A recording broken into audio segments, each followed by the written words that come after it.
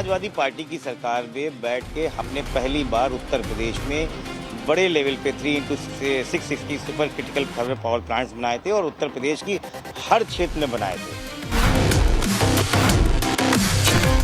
उनको दिक्कत बिजली से इस नाते है कि 12 बजे तक सोते हैं, बीच में बिजली कट जाती है तो भीतर टहलते हैं।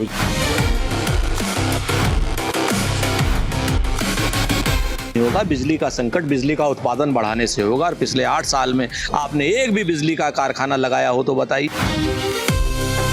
उत्तर प्रदेश के इतिहास में हम सर्वाधिक बिजली आजकल दे रहे हैं, पिछले 4 वर्ष से दे रहे हैं।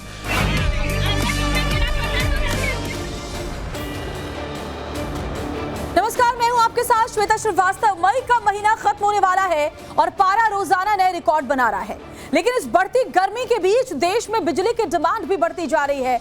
और देखिए, जनसंख्या के हिसाब से देश के सबसे बड़े प्रदेश उत्तर प्रदेश में बिजली का पार कट लग रहा है।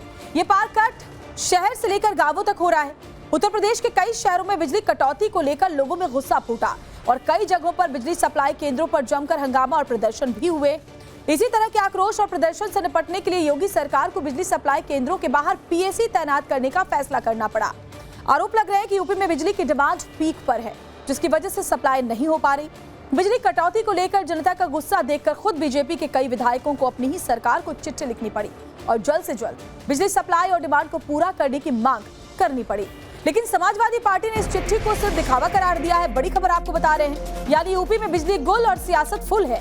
अखिलेश यादव ने विधायकों की चिट्ठी को लेकर तंज कसा और सोशल मीडिया प्लेटफॉर्म पर लिखा कि यूपी में बिजली कटौती को लेकर असहनीय महाविद्युत आपदा से आक्रोश है और भयभीत भाजपाई विधायक सांसद दिखावे वाली चिट्ठी लिख रहे हैं। अखिलेश आगे लिखते हैं कि बीजेपी विधायकों की चिट्ठी विपक्ष से टिकट के लिए आवेदन पत्र है, लेकिन जिन लोगों ने जनता को दुख दिए उनके लिए इंडिया गठबंधन में कोई जगह नहीं है। समाजवादी पार्टी की सरकार में बैठ के हमने पहली बार उत्तर प्रदेश में बड़े लेवल पे 3x660 super critical thermal power plants बनाए थे और उत्तर प्रदेश की हर क्षेत्र में बनाए थे। आज उत्तर प्रदेश में जो भी बिजली आ रही है उन्हीं की वजह से आ रही है।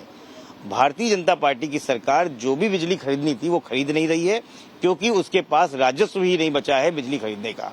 आज आपके पास जो सबसे बड़ी समस्या है राजस्व की, दूसरी बिजली विभाग में जो सबसे बड़ी समस्या है, हजारों की तादाद में वहाँ पे कर्मचारियों की शॉर्टेज है। ना कर्मचारी बढ़ाए जा रहे हैं, ना तनख्वाह आ रही है और ना बिजली खरीदी जा रही है। और इन सब के बीच उत्तर प्रदेश के निवासी तिल तिल करने के लिए, मरने के लिए तैयार है। कि अखिलेश जी को 2047 तक इसी तरह बोलना है। उनको दिक्कत बिजली से इस नाते है कि 12 बजे तक सोते हैं, बीच में बिजली कट जाती है तो भीतर टहलते हैं, बेचारे परेशान रहते हैं। उनको जनता की चिंता नहीं है। अगर जनता की चिंता होती तो वो खुद मुख्यमंत्री थे। 3 जिले में 24 घंटा, शेष जिले में 6 घंटा। ये उन्हीं की देन है, हमारी देन नहीं है। तो 3 जिले जो रहते थे 24 घंटा, तो सैफई, रामपुर और मैनपुरी, तो उनका तो काम चल जाता था। अब अगर कटौती हो जा रही है तो एकदम नीचे से पसीना ऊपर चढ़ जा रहा है। यूपी में बिजली की डिमांड की बात करें तो 20 मई 2024 में अधिकतम बिजली की मांग 26,433 मेगावाट थी, जो अगले साल यानी 20 मई 2025 में बढ़कर 29,138 मेगावाट हो गई। और इस साल की बात करें तो इस साल 20 मई को यह आंकड़ा 30,458 मेगावाट हो गई, यानी करीब 850 मेगावाट की रोजाना कमी है। और इसी वजह से यूपी में गाँव से लेकर शहर तक कटौती हो रही है। इसके अलावा यूपी की ट्रांसमिशन क्षमता भी इस कटौती का कारण बताया जा रहा है, क्योंकि जितने कनेक्शन है उससे कम क्षमता सप्लाई स्टेशन की है। हालांकि इस बीच यूपी के ऊर्जा मंत्री ए के शर्मा का दावा है कि बीती रात यानी 24 मई को यूपी पावर कॉर्पोरेशन ने रिकॉर्ड 31,804 मेगावाट की पीक सप्लाई की, जो देश में किसी भी प्रदेश में सबसे अधिक है। अखिलेश यादव की एक आदत हो गई है, चाहे कोई भी मौसम हो, बोलते हैं ना कि बिना मौसम के रोना भी कोई रोना है, तो ये अखिलेश यादव बिना मौसम के रोने वाले व्यक्ति बन गए हैं। उत्तर प्रदेश के इतिहास में हम सर्वाधिक बिजली आजकल दे रहे हैं, पिछले 4 वर्ष से दे रहे हैं। इतना ही नहीं, देश के इतिहास में हमारा उत्तर प्रदेश पहले निचले पायदान पे हुआ करता था बिजली देने के मामले में। आज हम नंबर 1 के स्टेट बन करके उभरे हैं, सबसे ज़्यादा बिजली देने वालों। तो अखिलेश यादव को कहीं कुछ कहने की और गुंजाइश नहीं है। हाँ, ये अवश्य है कि इतना बिजली देने के बावजूद कई बार स्थानीय परिस्थितियों के कारण स्थानीय लोगों को बिजली मिलने में व्यवधान होता है। और देखिए 3 खास मेहमान हमारे साथ इस वक्त जुड़े हुए हैं। अजय शंकर जी जुड़े हुए हैं, पूर्व संयुक्त सचिव हैं ऊर्जा मंत्रालय के। सर बहुत बहुत स्वागत है आपका। डॉक्टर कौशल कांत मिश्रा है, प्रवक्ता भारतीय जनता पार्टी के। सर आपका भी स्वागत है। फराज किदवई समाजवादी पार्टी से हमारे साथ, उनके प्रवक्ता जुड़े हुए, आपका बहुत बहुत स्वागत है। आप दोनों से मैं सियासत पर, इस पर जो हो रही है उसको लेकर बात करूंगी, लेकिन पहले अजय शंकर जो पूर्व संयुक्त सचिव है ऊर्जा मंत्रालय के, उनसे कुछ चीजें समझने की कोशिश करेंगे टेक्निकली। अजय शंकर जी जरा हमारे दर्शकों को समझाइए, क्योंकि जैसे अभी हमने रिपोर्ट भी दिखाई कि कैसे साल दर साल जो डिमांड है बिजली की वो बढ़ती जा रही है। 30,000 मेगावाट अब जो डिमांड है वो है, तो क्या ये आपूर्ति कर पाना एक बहुत बड़ा चैलेंज है मंत्रालय के लिए, विभाग के लिए, या फिर कहीं ना कहीं कोई फॉल्ट जरूर है जिसकी वजह से इस तरह से सप्लाई नहीं हो रही डिमांड के हिसाब से? डिमांड तो हर साल बढ़ रही है और बढ़ती रहेगी। देश तरक्की करेगा तो मांग बढ़ेगी। अच्छा, जहां तक सप्लाई का सवाल है, अब स्थिति बहुत सुधर गई है, क्योंकि नई क्षमता बनाना थोड़ा आसान हो गया है। तो जैसे अगर हम सोलर पैनल को लेके बड़ा प्रोजेक्ट करें तो उनको 1.25 साल लगता है, 1.5 साल लगता है, जिसमें वो प्रोजेक्ट लगा देते हैं। और जितने भी हम टेंडर करें, जितनी भी अमाउंट का, जितने भी बड़े पैमाने का, उसके लिए निजी क्षेत्र के लोग अच्छी कीमत पर बिड दे रहे हैं। तो सोलर बिजली लगाने में 1.25 साल, 1.5 साल का वक्त लगता है, तो आराम से लग सकती है और लग भी रही है। दूसरी चीज है कि अगर हम परंपरागत कोयले के प्रोजेक्ट लें तो वो भी देश में बहुत लग रहे हैं, उसमें जरूर 4-5 साल लगता है। तो नई क्षमता को बनाना और बनवाना देश में काफी आसान है। अब दूसरी तरफ जो दिक्कत है, और हर जगह दिक्कत है, कि लोगों संपन्न हो गए हैं, तो अब लोगों के घरों में एयर कंडीशनर्स हैं, दुकानें एयर कंडीशनड हैं, दफ्तर एयर कंडीशनड है। जब गर्मी बढ़ती है तो ये मांग बहुत तेजी से बढ़ जाती है। तो इसको अब मान के चलना चाहिए कि हर गर्मी में मांग जो है बहुत तेजी से बढ़े। तो उसके लिए हमें तैयारी करके प्रोजेक्ट और के लिए उस संबंध या कॉन्ट्रैक्ट करना जरूरी है। तो क्या कहीं ना कहीं तैयारी की कमी है सर? हाँ, नहीं भाई मैं कर रहा हूँ, समझाने की कोशिश करो। तो उसके लिए सबसे अच्छा तरीका है कि बिजली को स्टोर करने के लिए हम यंत्र लगाए, मतलब बैटरीज हैं, बैटरी स्टोरेज है, छोटे घरों में भी हम। दूसरा है कि हम पंप स्टोरेज लगाएं, एक नई टेक्नोलॉजी है। तीसरा है कि कॉन्सेंट्रेटेड सोलर थर्मल लगाएं, वो एक नई टेक्नोलॉजी है। तो जो हमें तैयारी करनी चाहिए थी, या जो आगे वाले वर्षों के लिए करनी है, वो थोड़ा ये मान के करनी होगी कि गर्मी में मांग बहुत तेजी से बढ़ेगी। तो आज से ही उसके लिए हम कॉन्ट्रैक्ट वगैरह कर लें, तो अगले साल दिक्कत कम होगी। जी, तो यही मैं समझना चाह रही हूँ सर आपसे, तो क्या तैयारियों में कमी है? नहीं, एक चीज और मैं बता दूं, फिर आपके सवाल का जवाब दूं। दूसरा ये है कि जब घरों में एयर कंडीशनर बहुत लगते हैं, तो अक्सर बहुत से लोग अपना जो कनेक्टेड लोड है उतना बढ़वाते नहीं है।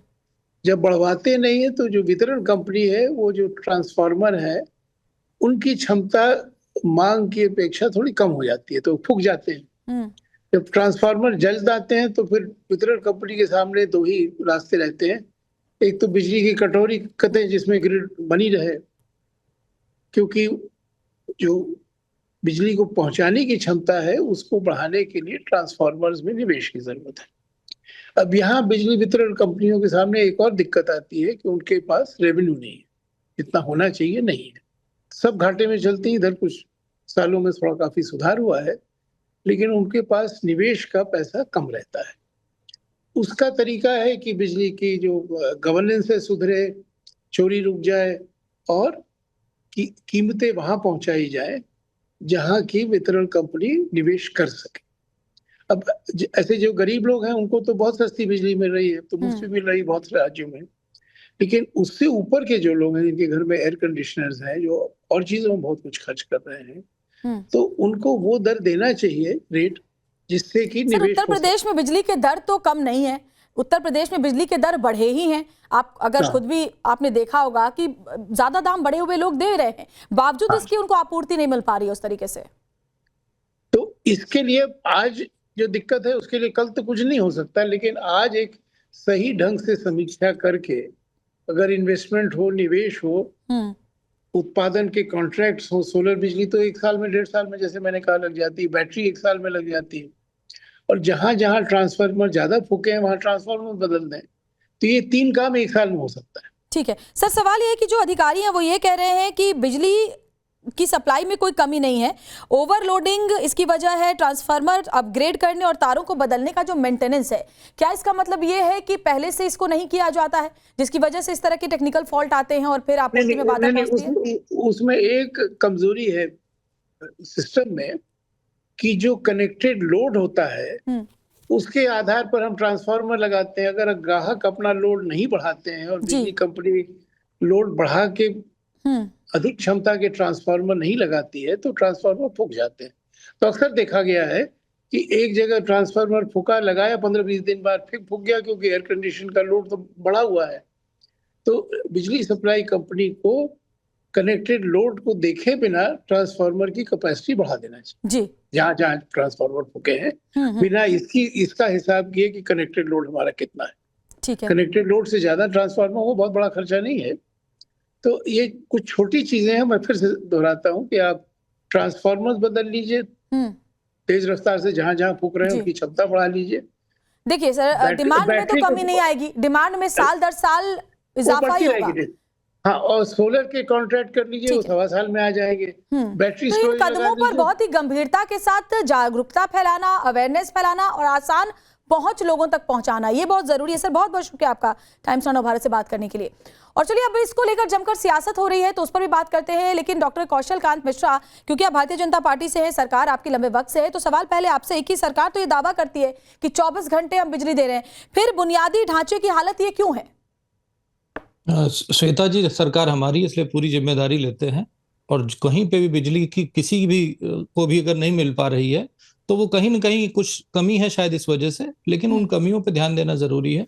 सरकार की तरफ से पूरी कोशिश की जा रही है कि पूरे उत्तर प्रदेश की जनता को पूरी तरह से बिजली मिले, और इसी सिलसिले में आप देखिए, जब चीफ मिनिस्टर साहब ने यूपीसीएल को डायरेक्ट आदेश दिए हैं कि गाँव में कम से कम 18 घंटे और शहरों में 24 घंटे लगातार बिजली आनी चाहिए, 2 अधिकारियों को सस्पेंड भी कर दिया गया। लेकिन हमें यह भी समझना पड़ेगा श्वेता जी कि आप याद कीजिए, अभी से करीब 4 दिन पहले बुधवार को प्राकृतिक आपदा आई थी, एक आंधी आई थी जिसमें करीब 130 किलोमीटर पर आवर का एक तूफान आया था। उसके बाद दुर्भाग्यपूर्ण 117 के आसपास मौतें हुई, 100 किलो आसपास लोग घायल हुए। इस तरह की क्राइसिस के बाद कुछ जगहों पे टेक्निकल प्रॉब्लम हुई होगी, तार की दिक्कत हुई होगी, उसकी वजह से बिजली में प्रॉब्लम आई है, इसमें कोई डाउट नहीं है, और उसको पूरी करना हमारी जिम्मेदारी है, हम उसको पूरी करने की कोशिश करेंगे। पर उसके ऊपर जब राजनीति की जाती है, और राजनीति वो लोग करते हैं जो खुद बिजली चोरी में इन्वॉल्व होते हैं, आपको ये मानना पड़ेगा श्वेता जी कि समाजवादी पार्टी का जो वोट बैंक है, वो पर्टिकुलर वोट बैंक ही बिजली चोरी में सब जगह सबसे आगे रहता है। यहाँ तक कि उनके सांसद, पार्टी को लोगों ने हराया ना, इसलिए तो समाजवादी पार्टी को लोगों ने हराया। नहीं, आप उसका उदाहरण देकर के बच नहीं सकेंगे। नहीं, बच नहीं रहे, नहीं, मैंने बचने की कोशिश नहीं की श्वेता जी। पहले सारी जिम्मेदारी ली, अपने सारे काम बताए, सारी प्रॉब्लम्स बताई। नहीं, सिर्फ आधी प्रॉब्लम नहीं है सर, आपने ग्रामीण इलाकों में 18 घंटे बिजली आपूर्ति की बात कही, सरकार ये दावा भी करती है, लेकिन आपको बता दूं कि ग्रामीण इलाकों में केवल 5 से 8 घंटे ही बिजली मिल पा रही है, और इसीलिए उपभोक्ता परिषद के अनुसार ये बात मैं आपको बता रही हूँ, बहुत सारे ग्रामीण इलाके जहां ज्यादा 8 घंटे बिजली मिल रही है, 18 घंटे नहीं। चीफ मिनिस्टर सुनिए, चीफ मिनिस्टर जी के आदेश है यूपीसीएल को, अगर कुछ भी ऐसा हो रहा तो चीफ मिनिस्टर ऑफिस जरिए से उस पर कार्रवाई करेगा, ठीक है, इसमें कोई डाउट नहीं, क्योंकि अगर चीफ मिनिस्टर साहब ने यूपीसीएल को बोला है कि उसकी रिस्पॉन्सिबिलिटी बनती है। हाँ, हमें बिजली चोरों से सावधान रहना पड़ेगा, चाहे वो कोई भी हो, चाहे एक नॉर्मल नागरिक हो, चाहे मेंबर ऑफ पार्लियामेंट हो, और चाहे कोई सपा का बहुत बड़ा। इस पर एक्शन लेना भी आपका ही काम है। फराज किदवई भी हमारे साथ जुड़े हुए, प्रवक्ता समाजवादी पार्टी से। फराज जी, एसपी के कार्यकाल में 2012 से 17 तक जो मांग थी वो 13,000 से 14,000 मेगावाट की थी, अब ये दोगुनी हो चुकी है, 30,000 मेगावाट है, दोगुनी से भी ज्यादा हो गई है। तो ऐसे में जो आपूर्ति हो रही है फराज जी, कम से कम वो एक बड़ी उपलब्धि नहीं है कि आप तो 13 से 14,000 नहीं उपलब्ध करा रहे थे, उस वक्त भी बिजली किल्लत ऐसी ही थी, उस वक्त भी ऐसी लाइट कटती थी। अब कम से कम जब दोगुनी हो गई है डिमांड, तब भी बिजली आपूर्ति तो हो रही है उसी स्तर पर। श्वेता जी देखिए, सबसे पहले तो डॉक्टर कौशल कांत जी ने एक बात बोली और मैं चाहता हूं कि टाइम्स नाउ नव भारत के लाखों दर्शक ये सुने। ये बोल रहे हैं कि समाजवादी पार्टी के वोट बैंक बिजली चोरी करता है। ये इनके शब्द हैं, आप रिवाइंड करके सुनिएगा। हाँ जी, यानी कि इस देश की, इस उत्तर प्रदेश के लगभग 40% मतदाताओं को ये चोर बता रहे हैं। टाइम्स नाउ नव भारत के दर्शकों सुनो, भारतीय जनता पार्टी के ऑफिशियल प्रवक्ता इस उत्तर प्रदेश के 40% वोटर को चोर बता रहे हैं। अब आप ये जनता ने सुनिए कौशल जी, सुनिए, पूरा करने दिए क्योंकि ये चलेगा कि भारतीय जनता पार्टी के प्रवक्ता इस देश के उत्तर प्रदेश के 40% लोगों को चोर बता रहे हैं, इस देश की जनता को चोर बता रहे हैं। ठीक है, कौशल का जवाब दीजिए जरा, क्या सोचकर आपने ये कहा? अरे सुन लीजिए ना, सुन लीजिए। फराज साहब, जियाउर रहमान बर्क समाजवादी पार्टी के सांसद, उनके ऊपर बिजली चोरी का मुकदमा सुन लीजिए, बीच में नहीं। कौशल जी, आपने वोट बैंक बोला, आपने नेता नहीं बोला, आपने समाजवादी पार्टी का वोट बैंक बोला। इनका जो वोट बैंक है, मैंने उन्हीं की बात की, और जो वोट बैंक है मुझे मालूम है नहीं। कौन चोरी करता है। ठीक है, जो चोर है उन्हें मालूम है कौन चोरी करता है। ठीक है, और दूसरी बात, सबको तो छोड़ दीजिए, बर्क साहब को छोड़ दीजिए। अब मुलायम सिंह जी जब हुआ करते थे तो 5 किलोवाट का परमिशन थी और 40 किलोवाट चला, तो उस 5 किलोवाट में 40 लाख रुपए, 4 लाख रुपए का बकाया था। इस तरह के लोग रहेंगे। और इनकी जब सरकार थी तो केवल 3 शहरों में बिजली आती थी, बाकी जगह बिजली नहीं आती थी। ये जो अपने हर जगह राजनीति करने की कोशिश कर रहे हैं फराज साहब, ये गलत है। फराज जी जवाब दीजिए, बिजली चोर कौन है? ठीक है, फराज जी को बोलने दीजिए, कौन है ये बहुत समझ गए कौशल कांत जी। फराज जी जवाब दीजिए।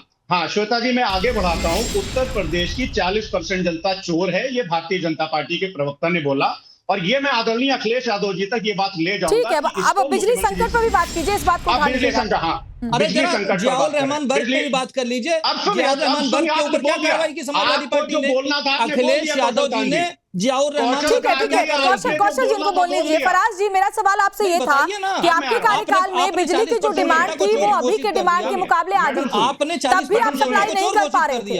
अरे मैडम सुनिए, तो जनता ने इनको 2017 में जनादेश दिया, तो क्या झुंझुना बजाने के लिए जनादेश दिया है?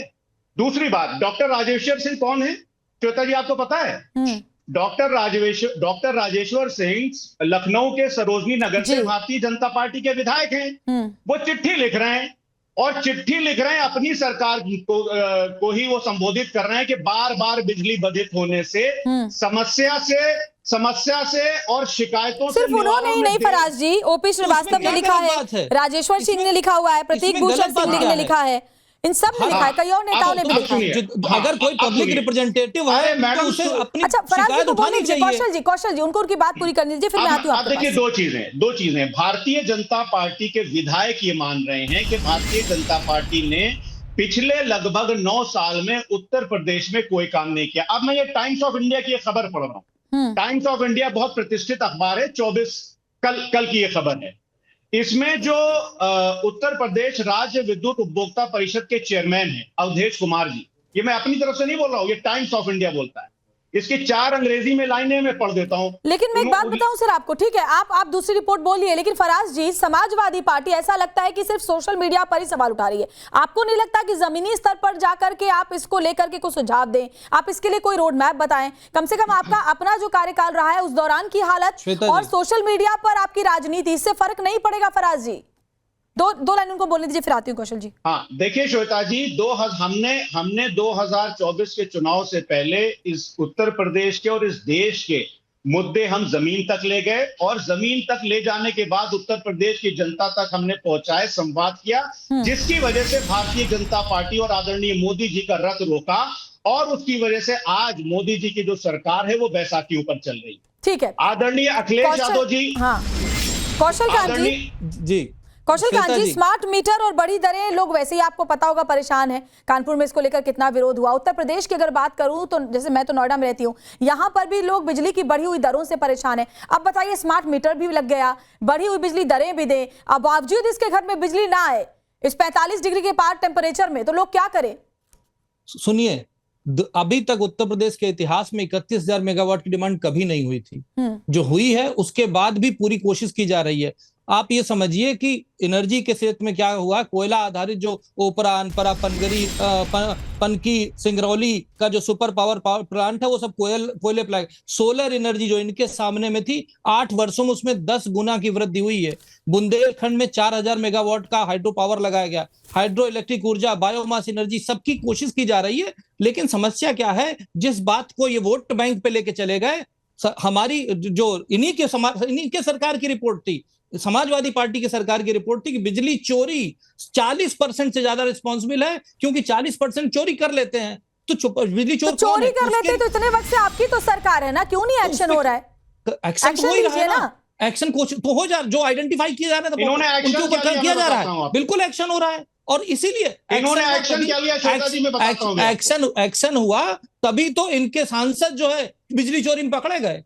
बताइए फराज जी, आपके सांसद ही बिजली चोरी करेंगे? सांसद जब जनप्रतिनिधि बिजली चोरी करेंगे तो आम जनता को फिर दिक्कत तो होगी। इस देश में करोड़ों अरबों रुपए इलेक्टोरल बॉन्ड्स के थ्रू किसने लूटे, ये पूरी दुनिया को पता है।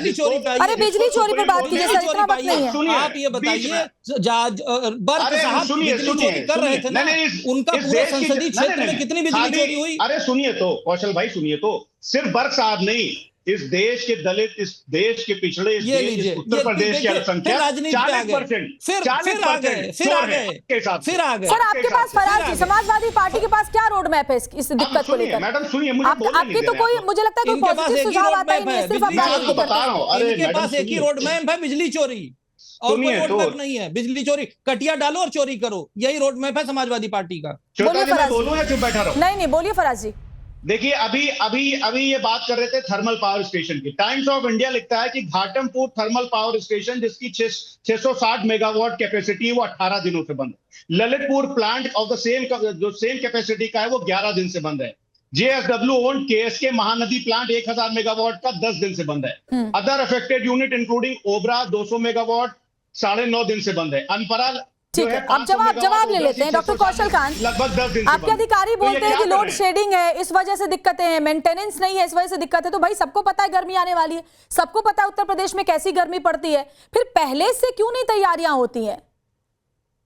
श्वेता जी देखिए, तैयारी तो हर चीज की होती है, लेकिन अगर डिमांड जरूरत से ज्यादा होगी, आप सोचिए 31,000 मेगावाट, पूरे भारत में इतनी डिमांड किसी प्रदेश में नहीं है, और पहली बार ऐसा हुआ है। और उसके बाद अरे सुनिए,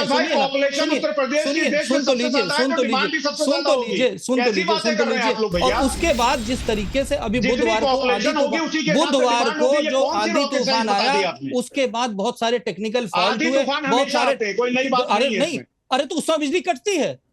अब आंधी तूफान आते हैं तो बिजली कटती है, लेकिन उसको रिपेयर किया जाता है, उसके ऊपर कार्रवाई होती है। आंधी तूफान से बिजली कटे वो एक अलग बात है, वो समझा जा सकता है, लेकिन जो लिस्ट उन्होंने बताई फराज जी ने कि ये सारे प्लांट्स बंद हैं, कम से कम ये जो पहले से तैयारियां होनी चाहिए जमीनी स्तर पर, उसमें कमी जरूर है, उसमें कमी जरूर है। डॉक्टर कौशल कांत, श्वेता जी, मैंने भी बताया कि पूरी बिजली कौन कौन से कोयला संयंत्र चल रहे हैं। मैंने ये भी बताया कि 8 वर्षों में 10 गुना ज्यादा सोलर एनर्जी लगाए गए।